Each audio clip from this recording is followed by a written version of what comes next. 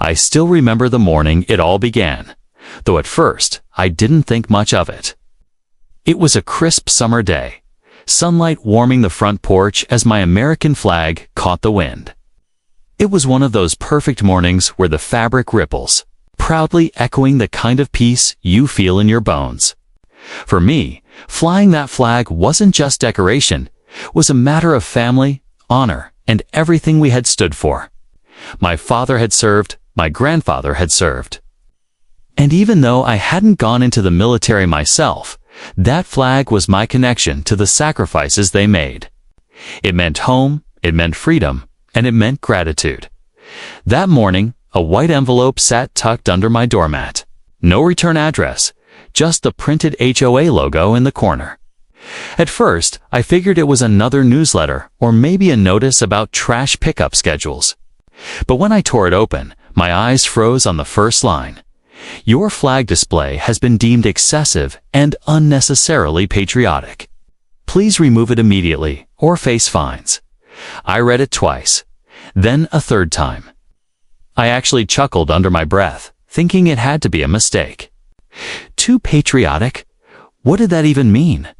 Wasn't that the whole point of the flag, to represent pride in our country? As I stood there holding the letter, the flag above me kept snapping in the breeze, like it was answering for me. I folded the paper, shook my head, and went inside to set it on the kitchen counter. That night at dinner, my wife raised her eyebrows when she read the letter. They really said too patriotic? Are they serious? I nodded, taking a sip of water. Looks like it. But don't worry, I'm not taking it down. She smiled softly, but with worry in her eyes. You know how the HOA is. They're strict about the tiniest things. If they're picking on this, it's not going to stop here. I brushed it off then, believing common sense would prevail. But what I didn't know was that this was just the opening shot in a war that would soon spill into the streets, the courts, and even the evening news.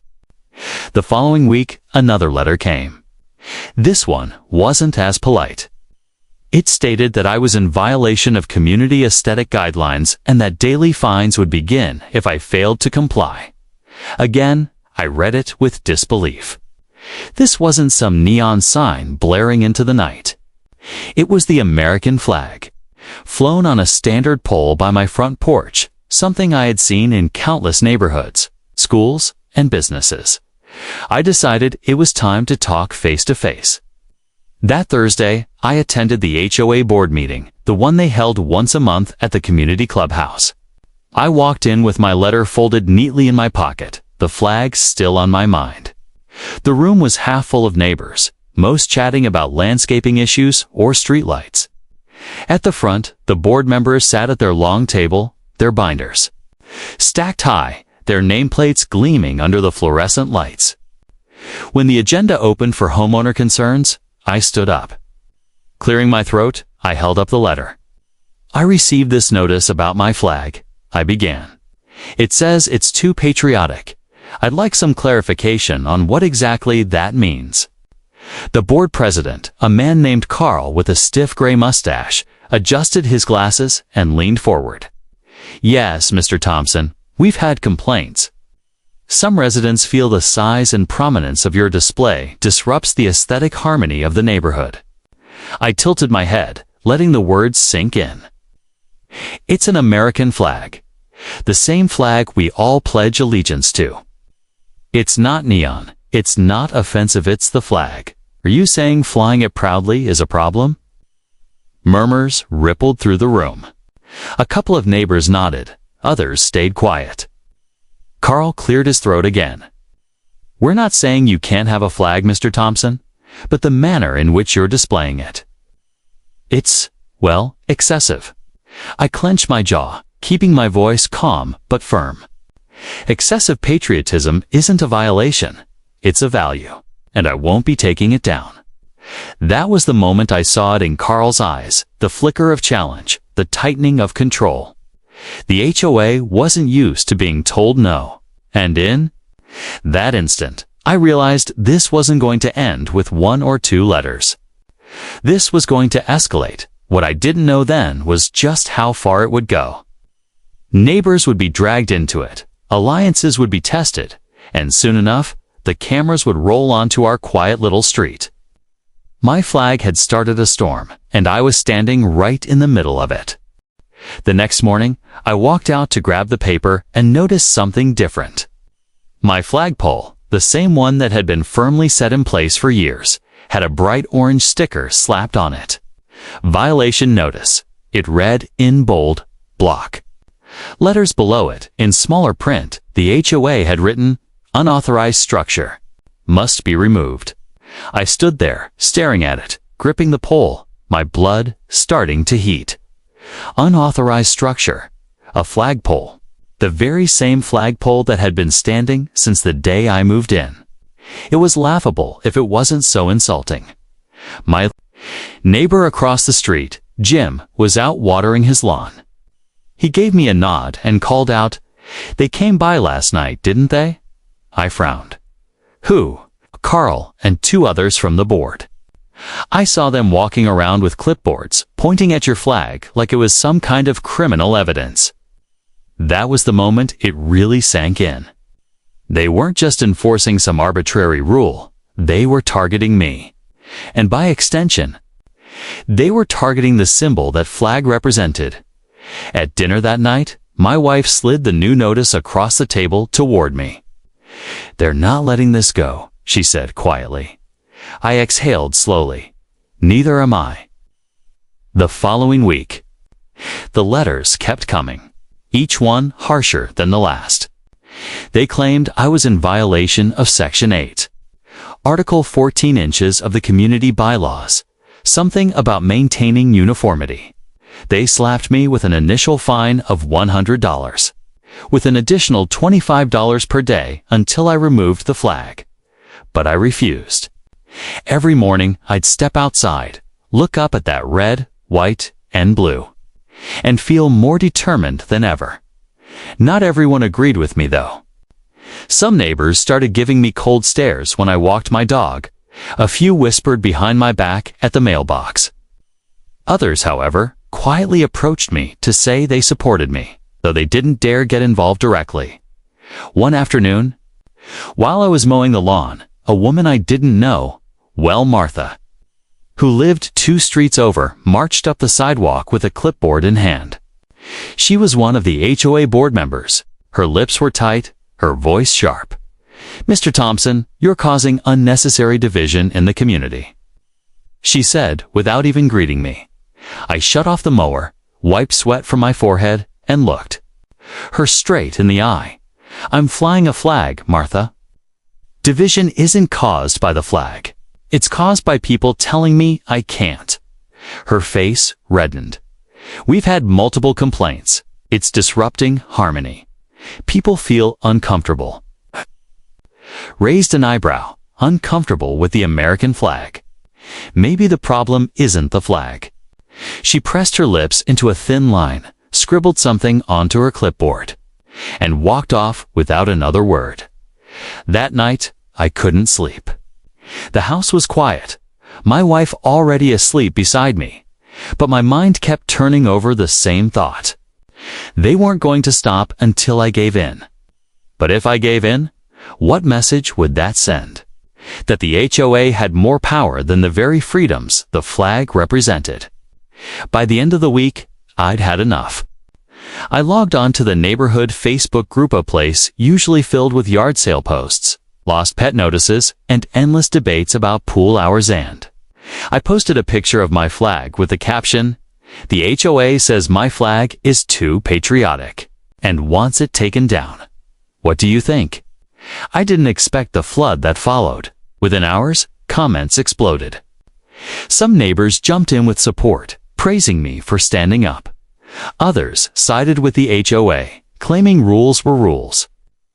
But then, something unexpected happened. People outside the neighborhood saw the post. Friends of friends shared it. Veterans chimed in. And soon the comment section was filled with people across the city and then across the state, expressing outrage. By morning, my post had over 2,000 shares, And that's when the media called. The first call came early in the morning, just after sunrise. My phone buzzed on the nightstand, and I groggily reached for it, expecting maybe a robocall or a text from my brother. Instead, the caller ID read, Local News Network. I sat up, rubbed my eyes, and answered. Mr. Thompson? This is Rebecca from Channel 7 News. We saw your post about the HOA telling you to take down your flag. Would you be willing to share your story on camera? For a moment, I just sat there in silence. I never imagined this little neighborhood. Dispute would stretch beyond our streets, let alone attract the media. But then I thought of all the letters, the fines, the accusations that my flag was too patriotic. And I realized this was bigger than me. Yes, I finally said, I'll talk.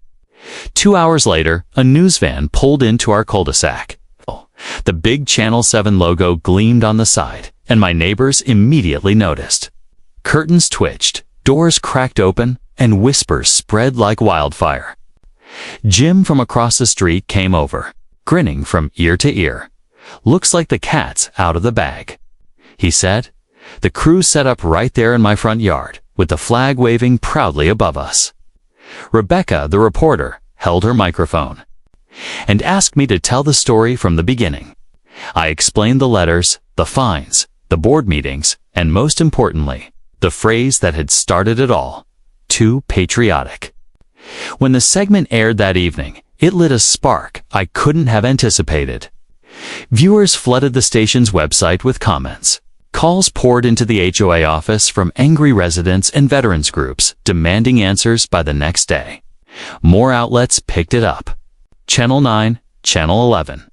Even the big national networks ran stories online. HOA declares flag too patriotic in local neighborhood. The phrase itself became a headline, a punchline, and a rallying cry. The HOA board scrambled to contain the damage. Carl, the president, issued a bland statement claiming the situation was misunderstood and not about patriotism, but about uniformity. But it was too late. The narrative had taken hold, and people weren't buying it. On Saturday, things reached a boiling point. A group of veterans men and women in uniform, some with medals pinned to their chests, showed up at my house. They didn't knock, they didn't ask permission. They simply stood in my yard with folded arms, looking up at my flag. One of them, an older man with a navy cap, turned to me and said, "You don't stand alone in this. They want that flag down, they'll have to go through all of us." It was one of the proudest moments of my life. Neighbors came out of their houses, some clapping, some filming on their phones. And the street felt alive with something bigger than rules and fines. It felt like unity.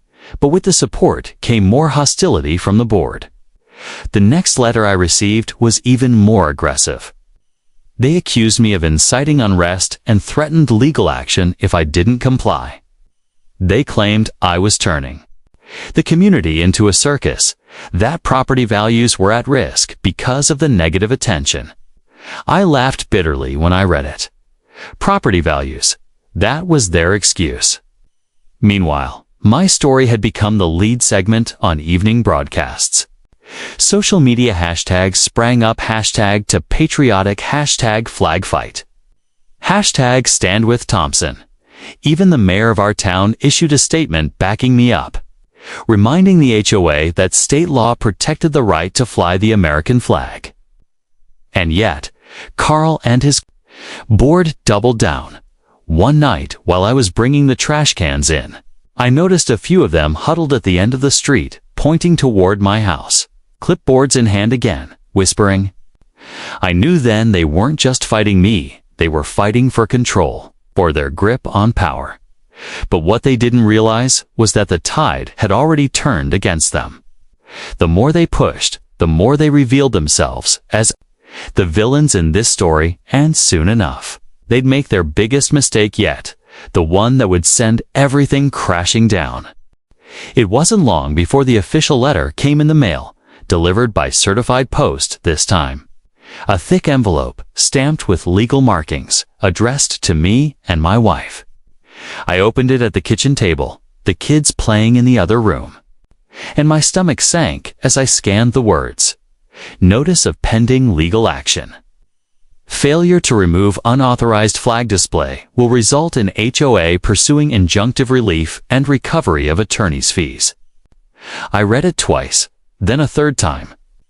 They weren't just threatening anymore, they were suing. My wife sat across from me, her face pale. They're actually doing this, she whispered. I nodded slowly, folding the letter back into its envelope. Looks like they're willing to waste thousands of dollars just to take down a flag. It was absurd.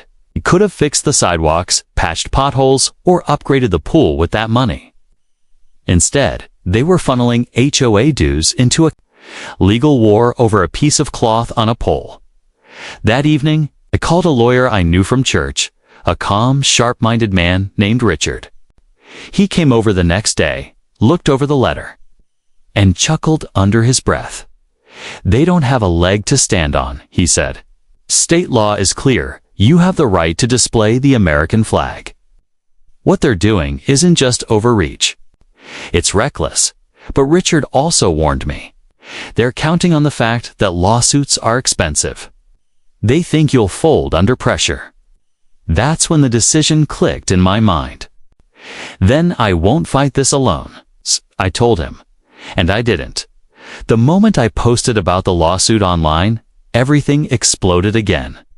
Neighbors who had stayed quiet before came knocking on my door, offering to pitch in for legal fees.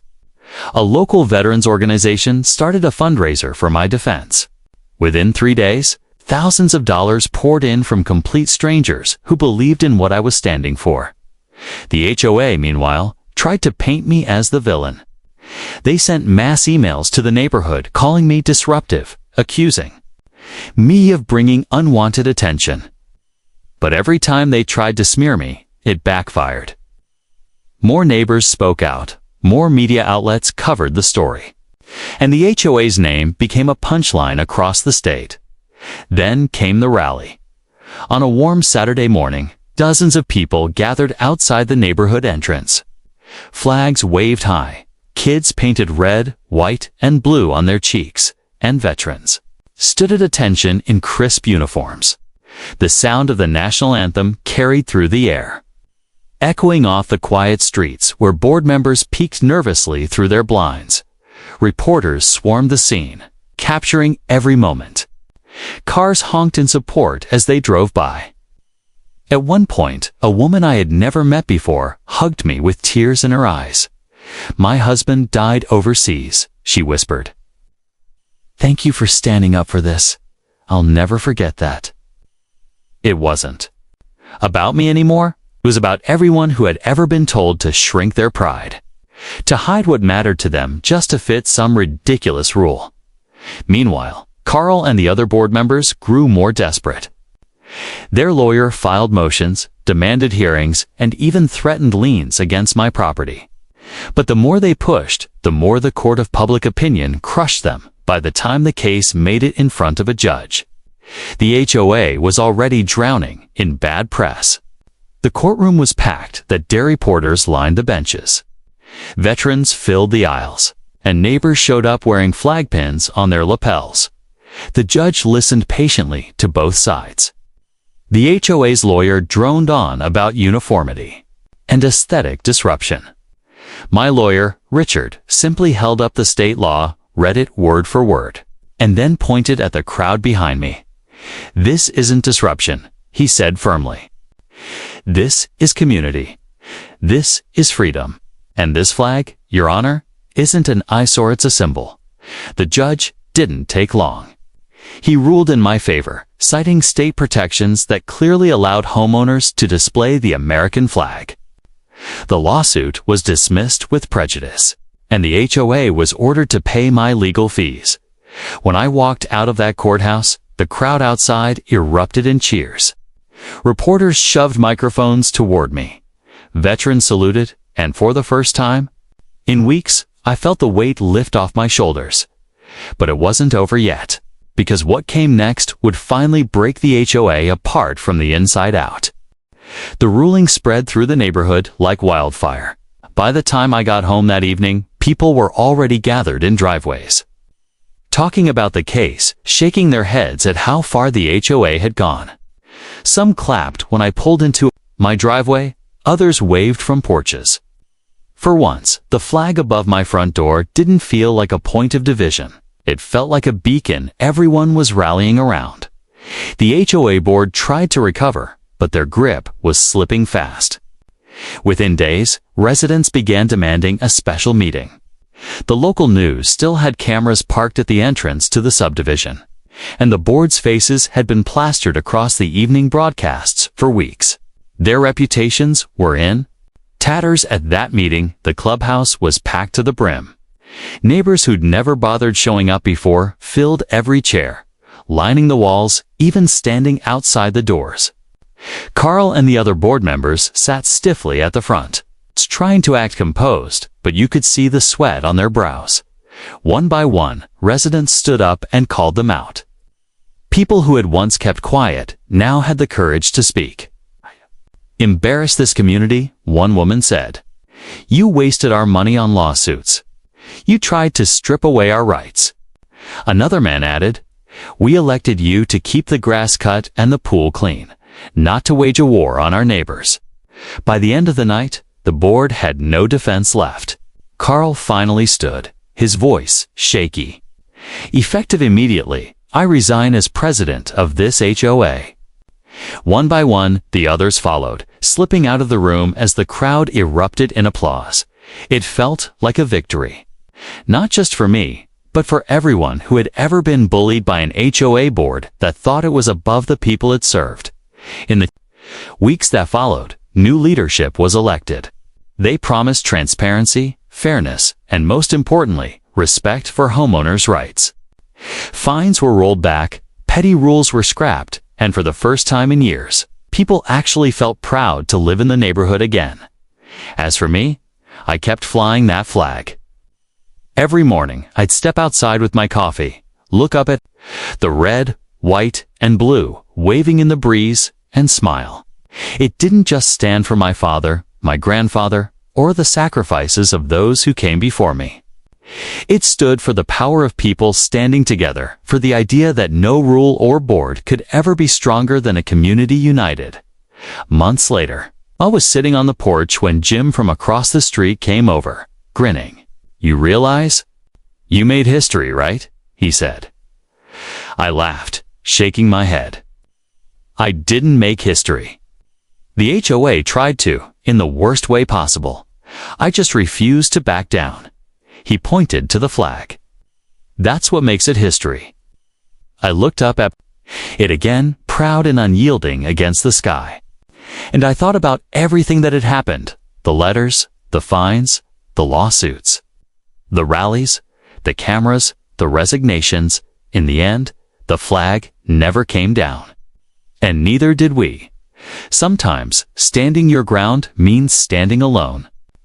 At first, but when the truth is on your side, when your cause is bigger than just yourself, people will rally. The story of my flag wasn't about one homeowner versus a board. It was about the power of community, the value of freedom, and the reminder that no rulebook can erase what a nation's symbol stands for. So if you ever find yourself facing an unfair fight, remember this: strength isn't in the silence. Strength is in standing tall, even when the wind is against you. Because when you do, you just might inspire a storm big enough to change everything. And every time I see that flag waving above my porch, I know one thing for certain: freedom won that war.